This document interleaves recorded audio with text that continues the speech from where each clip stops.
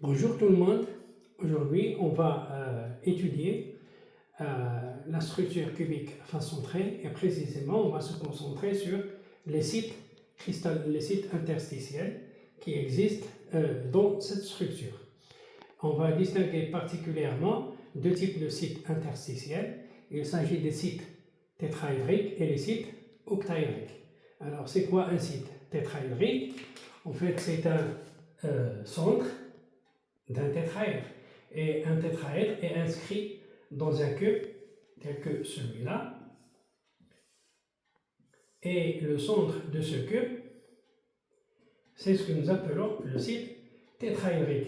Ce site tétraédrique est entouré à égale distance de 4 atomes, comme ça, formant un tétraèdre, tel que les angles entre deux liaisons valent 109 degrés 28 minutes. Donc, même chose ici, pour cette liaison, donc cet angle-là, etc. Les quatre angles valent 109 degrés 28 minutes. On parle ici d'un site tétraédrique. Alors, quels sont les sites tétraédriques qui sont présents ici?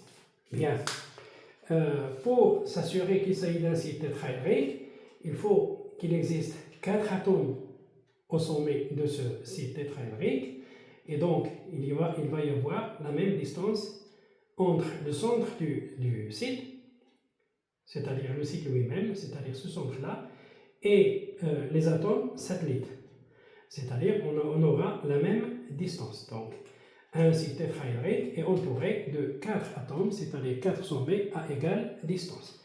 Bien, on peut observer ici, il s'agit de ce petit cube d'arête A sur 2. Donc, nous avons le centre de ce cube-là est entouré de 4 atomes à égale distance formant un site tétraédrique. Donc, c'est un tétraèdre régulier. Et donc, nous avons ici, en ce point-là, un site tétraédrique.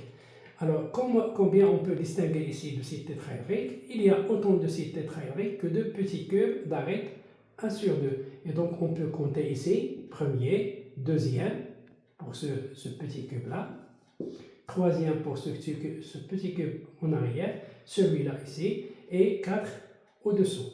Et donc, au total, nous avons 8 sites tétraédriques dans cette structure. Donc, le nombre de sites tétraédriques par maille est égal à 8.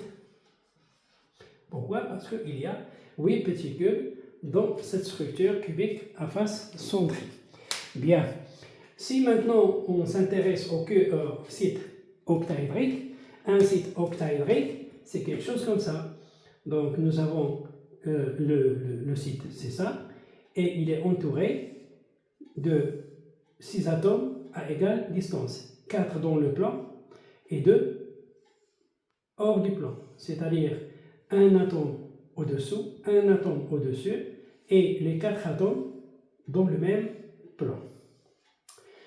On peut le voir ici, rapidement, ce centre du cube, ce centre-là, est un site octaédrique. Pourquoi? Il est entouré de 4 atomes dans le plan, à la distance A sur 2, A sur 2, A sur 2, de cet atome-là, qui est le centre de la face, et de cet atome-là, qui est le centre de cette face-là. Et donc ce site-là est un site octaédrique. De la même manière, si je pointe le doigt ici, je peux constater que ce site-là est aussi un site octaédrique. Pourquoi? Parce qu'il est entouré de cet atome-là, dans le plan, cet atome, celui-là, un autre atome pour le cube qui est en arrière, et un autre atome, c'est le centre du cube de droite. Et donc nous avons 4 distances égales, cet atome-là et cet atome-là. Et donc le milieu d'une arête est aussi un site octaédrique. Et donc, combien nous avons de sites octaédriques par maille? Il y a 12 arêtes, donc le nombre de sites octaédriques, n octaédrique égale à combien? Égale à 12. Et chaque atome appartenant à l'arête appartient à 4 mailles. Et donc, il contribue par le 1 quart à cette maille-là.